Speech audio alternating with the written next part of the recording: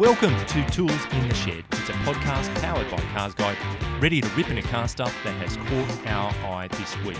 I'm James, and with me is Richard. Hello. And Matt. Hello. This week, we're looking at the next Ranger Raptor and Ford Australia's commitment to big utes and pickups. We'll talk about some of the cars that have occupied the CarsGuide garage this week, and we'll catch up with the font of all human knowledge, including US military strategy, in this week's MuskWatch. So stay with us. Musky. But first, we'll run through some feedback, Yeah. and it's always great to have it. Thank you.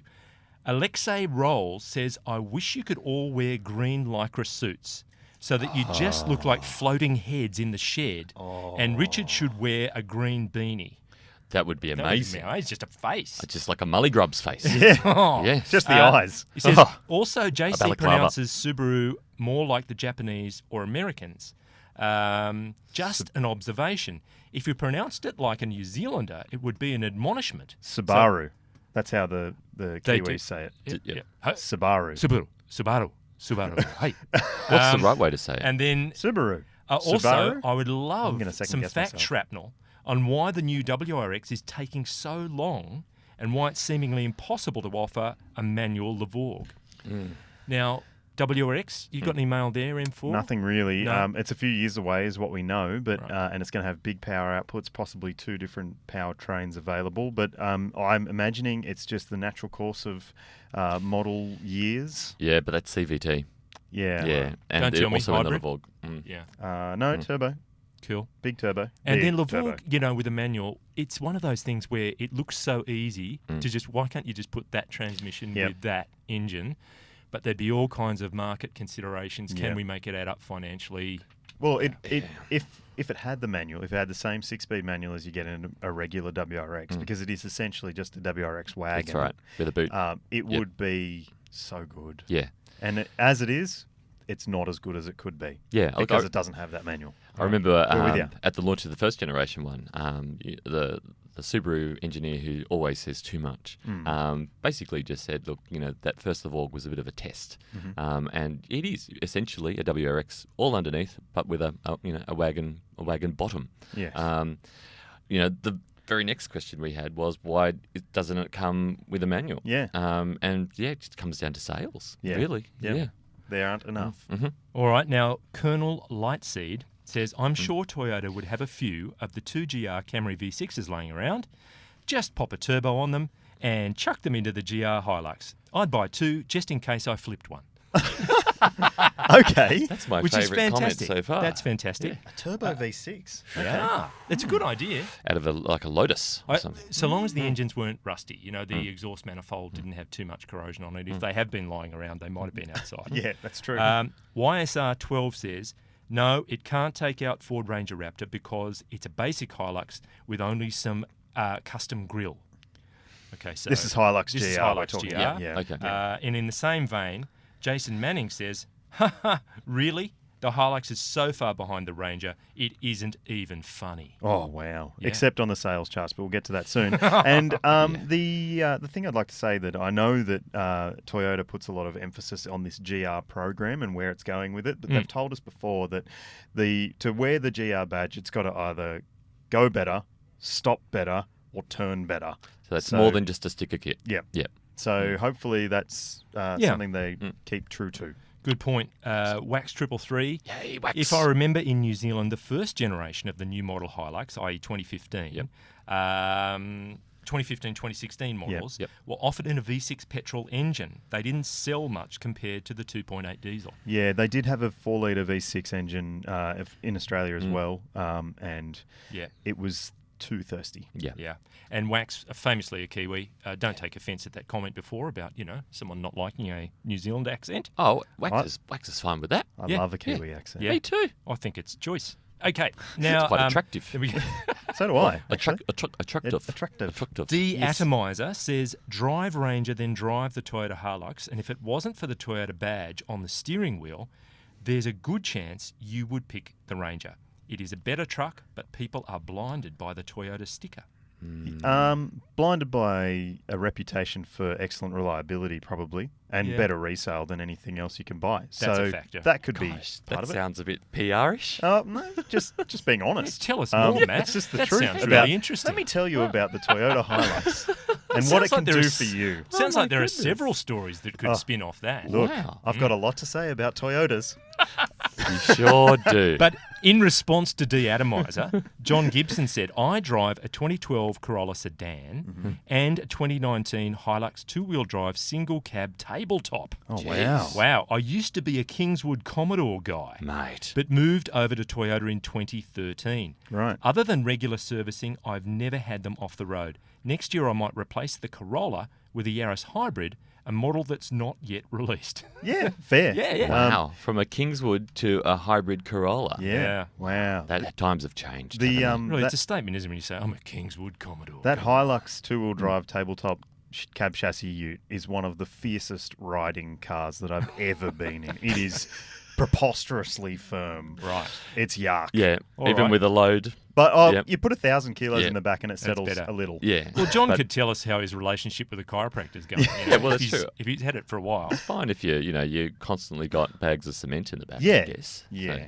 So, Richard DeCook has been on on the line. The hybrid craze around the RAV4 is sick. Dealer demos sell for $10,000 more than the list price.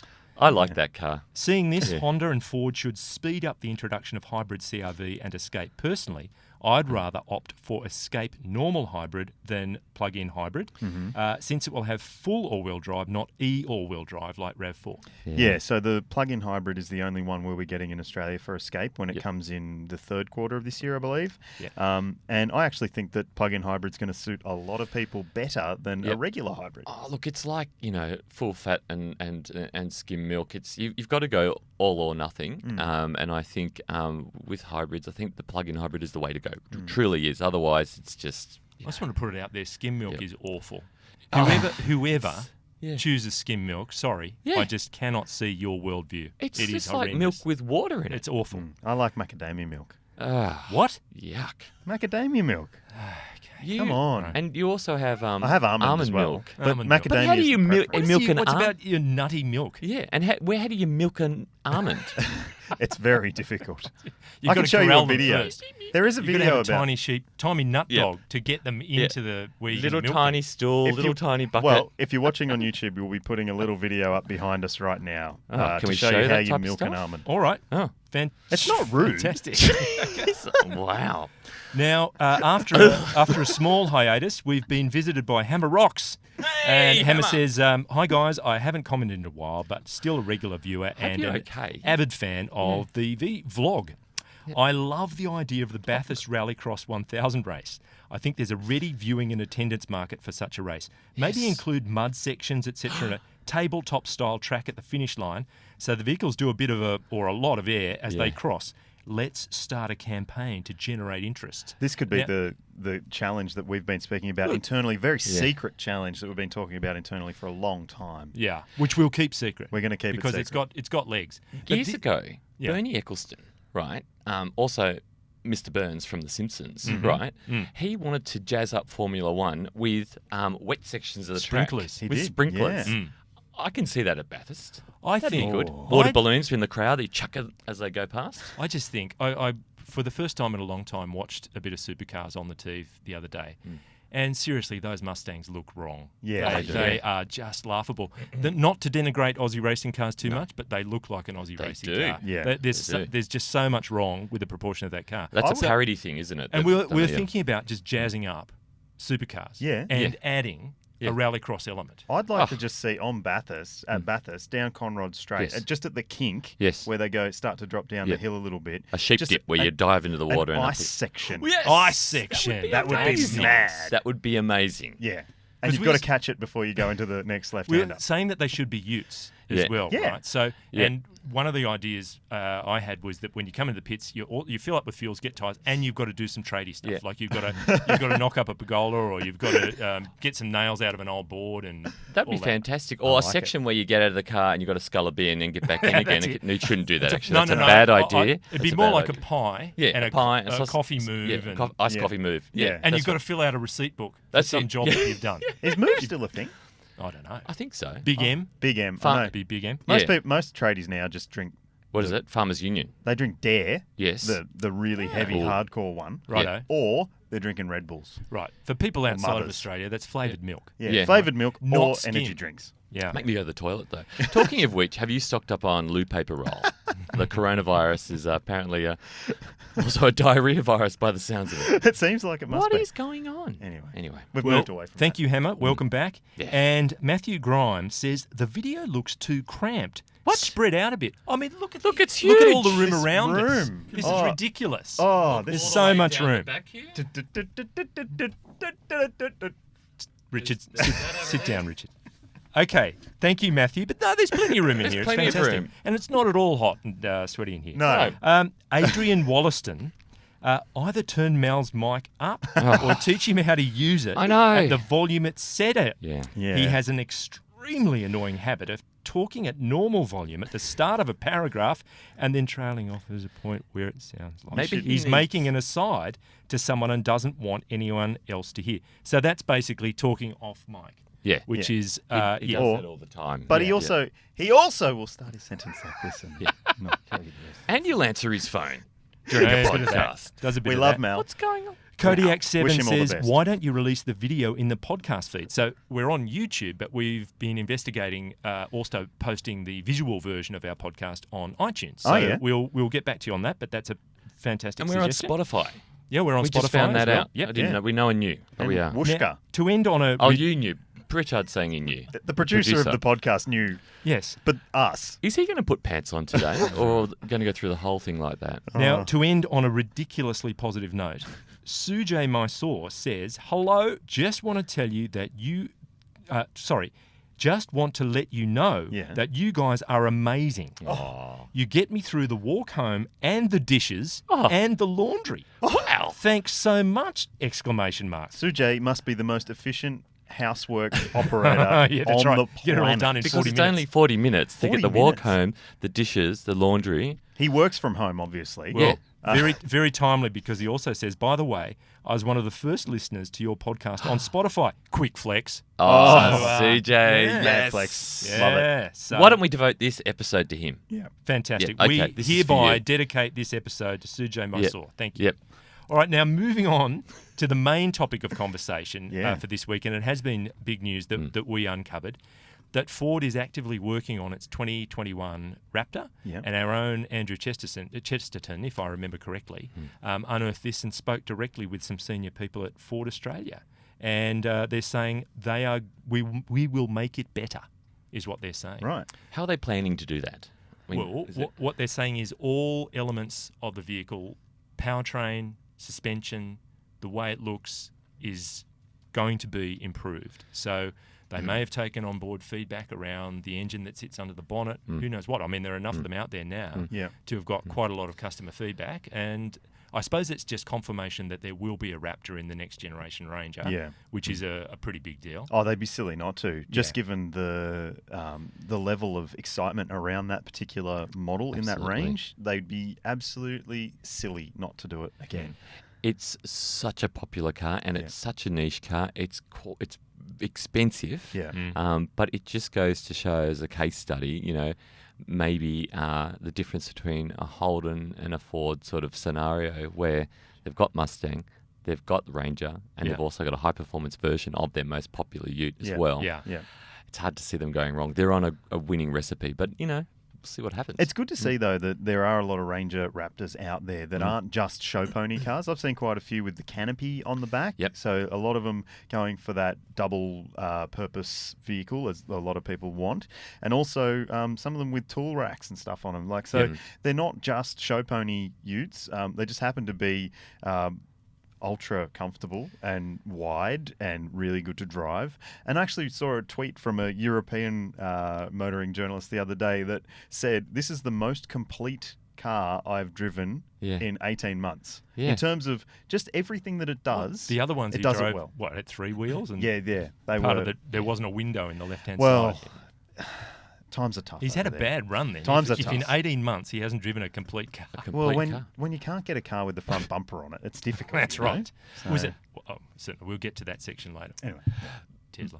So Ford have not confirmed officially about a V8 arriving, or that's No. still rumour. Yeah, it's still rumour.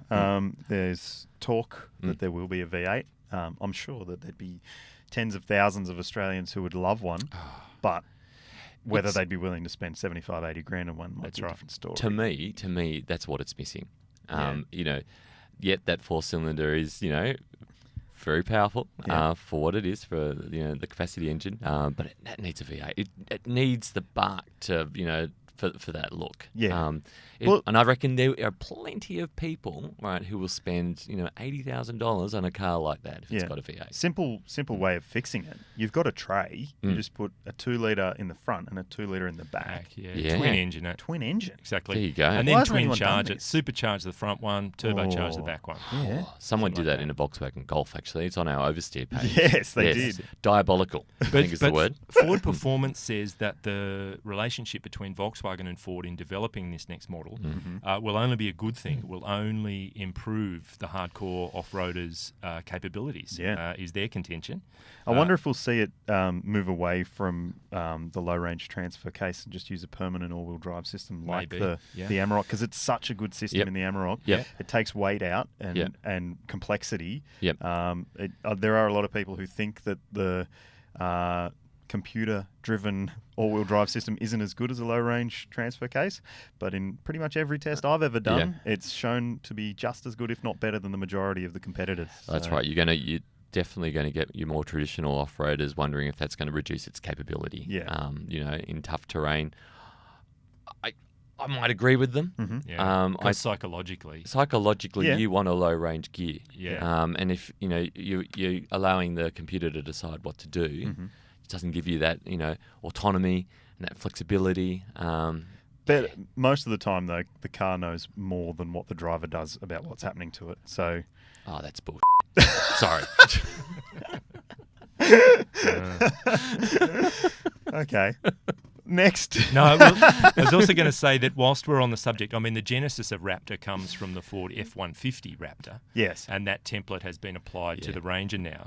Mm. So at the same time, the CEO of Ford Australia, Kay Hart, has said that she's made it clear with people in Dearborn that there is a market for an F-150 in Australia. Yeah. So she's determined that there should be a right-hand drive version of that truck. Yep. And you'd have to say it's a better than even's chance that we'll get it. Yeah. If we can get that F truck, Yeah. honestly, it'll probably damage sales of Ranger and Yeah. Raptor. Yeah. But man, Australia has been primed for a truck like that for Yeah. a long time. Well, look at Ram. Look at how Exactly. successful the Ram Yeah. 1500's been. Yeah, exactly. And bring out an electric Hummer GM, which they're doing, and bring it out here. I reckon. It won't be made in right-hand drive. Damn it. But I guess the thing with the sales of Raptor or sales of Ranger generally, we saw it dip away a little bit in February. Yeah. Instead of coming the perennial second that it has been coming, And it came. a closer second. Yeah. It was kind of nudging upwards. Yeah, rather it than was getting backwards. very close to Hilux as Yep. the number one best-selling car in the country. But Yep. the RAV4 took number 2 position, Yeah. and Yes. Ranger came third. But I mean, it's still selling well Absolutely. for a car that's many years into its life cycle and soon to be replaced. Yeah. Because Toyota consistently has, the Hilux, RAV, Corolla, Yep. all in the top 10, Yeah. selling cars in the country. So to have the top 2, that's a big feather in the cap. Yep. Yeah, they've done well. Yeah. All right. Well, we will leave that there. Suffice it to say that Ford is on the big ute and big truck warpath. Definitely. And it looks as though we'll all benefit from that. Just one more thing on that. I think we've spoken about it in the office a bit, but maybe not on the podcast. The only thing that I can see as potentially stopping Ford from building a right-hand drive version of F-150 You're always such a downer, man. I always think is Always. production capacity, because they sell 1 million F trucks a year in America. Yeah. So slotting in complexity to build, let's say, 5,000 F trucks for Australia per year. Yeah. The complexity involved in that is huge. But that Rouge plant is amazing. Yeah. That is a Ford showcase in terms of what can be done. And the number of variations of F-Series truck that come through that plant, it's almost as if just, this one's a right-hand drive, is just another variation. Yeah. It should be easy. It should be. But Well, for 5,000 units, like, I don't know. yeah. I don't know whether there's a real business case there. The only option I see is for us to go to left-hand drive. I'm Just I'm us. serious. I've been calling for it for everybody years. else who's driving right-hand drive. I just reckon we've got to move across to If you're left-hand drive. proposing that it's just the three of us that go to the other side of the road, that's an extremely dangerous I just mean thing. Just me, we should go to right-hand. JC, and We Matt should go Campbell. left-hand drive. We'll just go left-hand drive. Okay. Yeah. All right, and buy some F-150s. I'm doing it from today. Because if you're going to do it, you want something fairly big to do that in. You know, let's start a campaign. Go LHD. Now, what we'll move to, rather Hashtag. than that, is our garage. Ooh. And Yeah. the cars that we've been driving. And Matt, I'll start with you first. Okay. You've been in the entry-level area Yes. of Hyundai's line. Yeah. I've spent a little bit of time this week in the Hyundai Venue Go, which is the entry-level version of the Venue, which is now Hyundai's entry-level model. Right. Starting at 20 grand for the manual version of the Go and 22 for the one I was driving, the Auto. And it's a nice little thing. It won our compact SUV comparison a little while ago, and it was pretty impressive in that company. It's not a bells and whistles kind of car. It's got steel wheels and hubcaps on the Go spec. Nothing wrong with those. It's got halogen lights and DRLs that are LED, so Yeah. it kind of looks a bit weird. Lots of things wrong with those. But yeah, the car itself really well packaged. I quite like the trucky sort of design of it. Other people hate it, but it's a well packaged, well designed. Feels its price inside, but definitely feels more appealing than the outgoing Hyundai Accent that it replaces, essentially. Also more practical than, say, a Kona. Yeah. You know, I can't sit in the back seat of Kona, but I can in a Venue. Yeah, yeah, exactly. And I mean, it's coming in at a few grand cheaper than the equivalent Kona, and it's got decent safety as well. So it's not too bad. It's even got tyre pressure monitoring on a $22,000 car, which is pretty good. Which is a free pencil tyre pressure gauge that Yeah. comes in the glove box. Yeah. It just says you've just got to check your tyre Just check your pressure. tyres a lot. Free at every petrol station. It's called you just tyre drive pressure in and monitoring. you You check them. But it was actually quite handy because they were all low on the car. So were they? I don't know what happened, but they all went low. Are So they, I didn't. are they weren't- staying up? Yes. Yeah, okay. They are It's now. your propensity for getting sweet air off, particular intersections on your way to work each day. I do Yeah, like to sweet, jump. Sweet Tends air. to knock the stuffing out of the tyres. But it speaks volumes, doesn't it, that now the entry point into Hyundai's range is an SUV Yeah.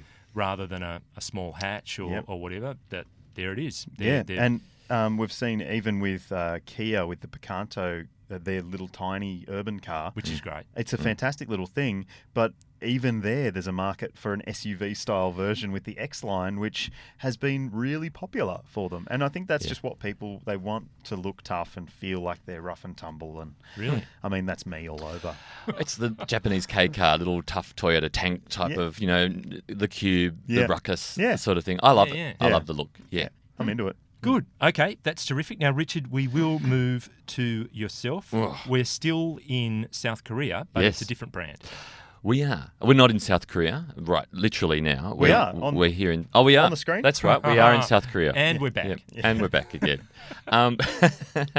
No, look, I was driving something very pleasant until I found out the price. Okay. So I've been driving a SsangYong Korando. So it's the third forgotten Korean cousin to Hyundai and Kia. And I felt a little bit sorry for it. But now I don't. Oh. Because, look, when I got it, I like the looks. It looks like, as you can see behind it, it looks like a cross between a Tiguan and a Suzuki Vitara. I like its tough little looks. It's, sculpted bonnet and it's, I like it. It looks good. Get inside. Now, this is the ultimate. So it's the top grade car. Get inside, there's leather seats and there's everything. You know, when you walk up to the car, it unlocks itself. It turns the lights on in the wing mirrors. And you're looking at it going, this is really good. Yeah. It's got heated and ventilated seats. And I've just got out of something which didn't have that for a lot of money. And I was like, this is great. And it got sort of auto tailgate. And then I found out it costs $37,000. Right. And the fact is that it's the same size as a Kia Seltos. A Honda HR-V. Oh, it's a bit bigger than that. It's a bit bigger than, it's pushing I would CX-5 size. You reckon? I think it's smaller than a CX-5. I'll get the dimensions for you, but it feels smaller than a CX-5. Maybe it's somewhere in between. Yeah. It's definitely. Well, maybe it's CX-30. They pitch it as their mid-size SUV. Okay, I think it's a bit smaller than a mid-size. I mean, even though room in the back is pretty good, the boot space is very good. It's 550 litres, but that's because they don't give you a spare tyre. They give you a punch and repair kit. But I think, okay, look, even for something which is sort of on verging into mid-size territory, I still think for a challenger brand like this, for 36,000, what is it, 36,990, that's pretty pricey. Mm-hmm. Right.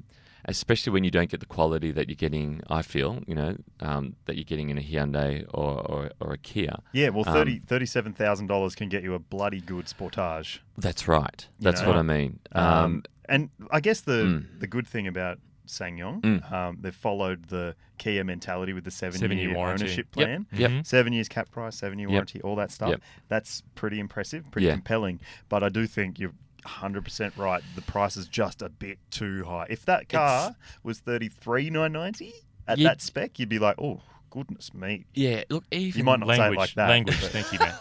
You might say, keep it clean, thank you. Goodness, good golly. Yeah. I just don't think SsangYong's quite ready to be able to charge top dollar yet. Not until it sort of makes a few conquests and wins over our hearts and minds. Just at this point, it's a good looking car. There's nothing particularly wrong with it. I just think that the quality's not quite there. Yeah. The styling inside in the cabin isn't quite there either. The fit and finish isn't quite there either. I don't think they're ready to charge almost $40,000 for that car. Yeah. And I see if you are considering it against Sportage, which is what they said to us at the international launch. Sportage size. Sportage, they saw it a CX-5, Tucson, that sort of size of SUV. Those cars are topping out at $50,000. So it kind of makes sense when you consider that. Right. Yep. But 100% with you on the fact that it's maybe too much too early. I think so.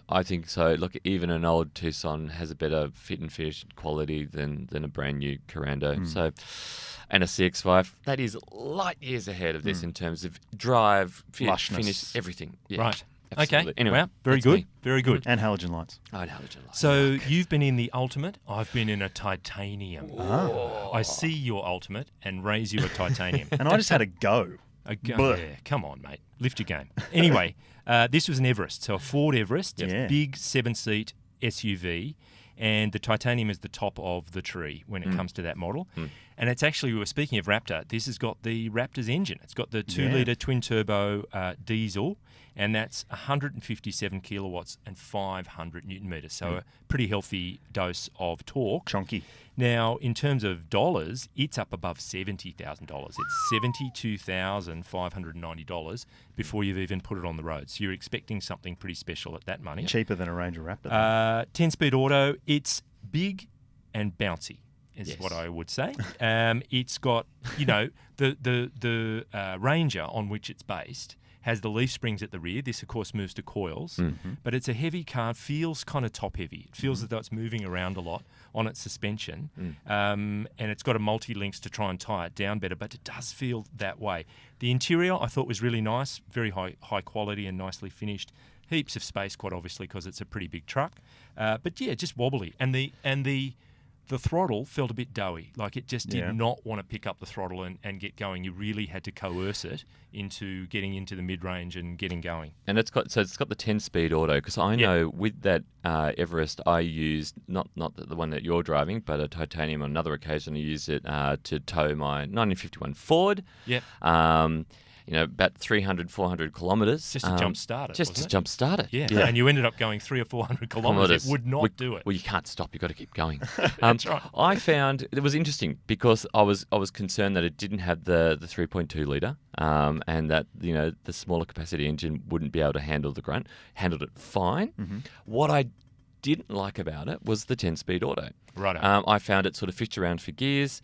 I also found that I had to actually put it into sort of sport mode so that it would hold on to gears, because when I had 1.5 tonnes of 1951 American steel on the back, it would tend to change up a gear going down a hill, and when you're towing, you don't want that because it starts to get away from you. Sure. And also going up hills as well, you want it to hold gears rather than sort of like try to shift down a gear or something like that. So, but you can do that using the manual, shifter. So I also found it a little bit on the loud side. That when you were trying to coerce that performance out of it, that's a little intrusive. Yep. Not a massive thing, but just it was a bit noisier than you'd ideally like. Looking forward to seeing how it goes in our comparison test next week.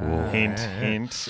It's going up against some other top spec ute-based SUVs, and maybe something different as well. Fantastic. MX-5. Yeah. Yes. Yeah, well, talking about something different as well, it's time for MuskWatch.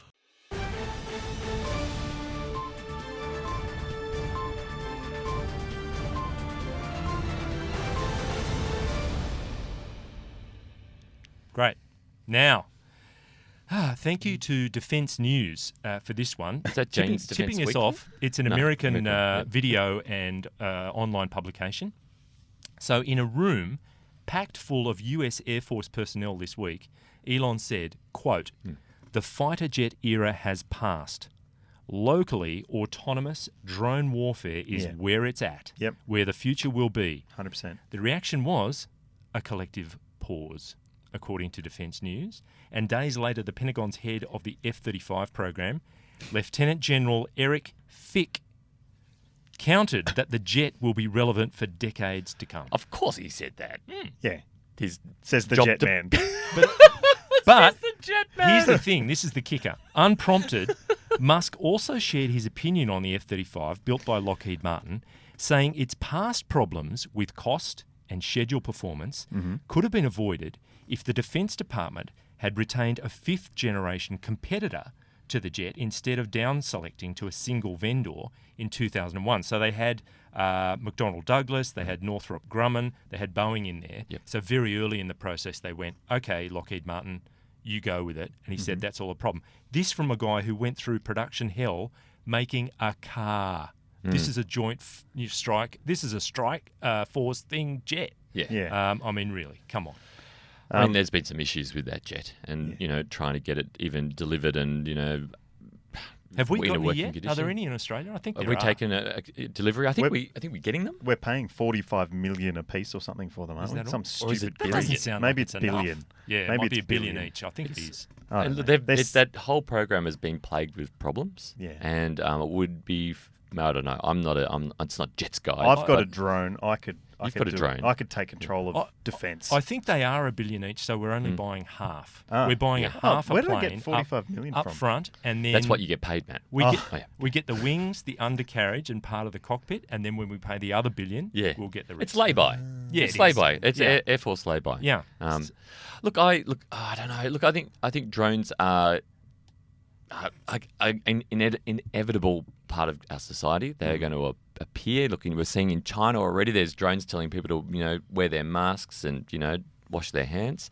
Of course they're going to come. I was looking out the window the other day, and there was a police paddy wagon, and the cops had pulled up. And they were running around a building, and I saw the bad guy from our window run up the street. And the police were running around like ants, because we're very high up. Yeah. They weren't ants, they were police. Yeah. And they missed him seeing him. If they had a drone, they'd be able to put it up and they'd be able to find him. I mean, that's a totalitarian society and a dystopian future, but... Yeah. But that's where we're going. Most of the time you don't like drones because you don't like CVTs either. Well, Elon Musk, don't get me started on CVTs. Elon Musk is actually anti-drone because he believes the future is under the ground. Meanwhile, can I add some breaking news? Sure. Breaking news. So did you see that Uber Air's documents have been found under the Freedom of Information Act? Right. Uber No. Air? Okay. Uber Air, This is so the from Melbourne. Drone Uber. Yeah, that's right. So they're going to be maintaining trials between Melbourne CBD and Melbourne Airport in Australia, obviously. Well, it could be Florida. Yeah. And so information has been released under the Freedom of Information Act, and the decibel readings are going to be as loud as vacuum cleaners. So they're going to be like 80 decibels or something like that. So they're going to be really loud overhead, and they're thinking thousands of flights, per day. So it's going to be a nightmare. Wow. But the government is moving ahead with this plan. Anyway, Elon is against drones, so it's unusual for him to say that. I suppose that's the idea of a test, isn't it? If you're going to trial this, all right, let's see what turns up. I've got an alternative for Melbourne. Just build a train to the airport from the city. Wouldn't that just make things better for everyone? The Skybus is good. I've got the Skybus. Yeah. Yeah. It's not as good as a train, though. No, trains are good. Have more trains, Melbourne. Okay, Just now do trams. You're good at trams. moving to the dear leader's favourite stomping ground on Twitter, he just came out with a random statement and said, "Mad respect for the makers of things." Right? Mad respect for the makers of things. To which Mitcha D, who's from Puerto Rico, if the flag on her Twitter handle is any indication, said, "I make porn." To which Pappy Jamison said, "Awesome." So, well done. But the huge mad respect. Mad respect for that. And the huge burn that came after that was several people, including this one, Tallow, who said, "Are you sure about that?"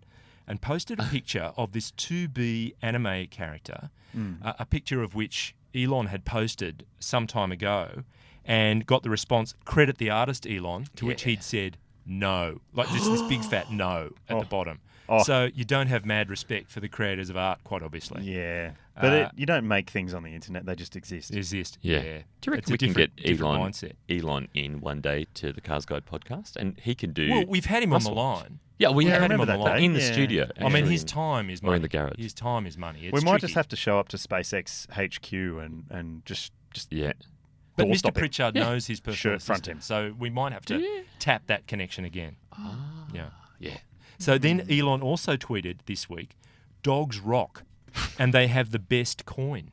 All right? Now, according to Forbes, it was a reference to Dogecoin, which is a cryptocurrency featuring a likeness of the Shiba Inu dog from the Doge internet meme as its logo. Yep. So he sent the price of that cryptocurrency 5% higher with that one tweet. Wow. So Deus Ex posted one of many brilliant dog memes that came in response to this.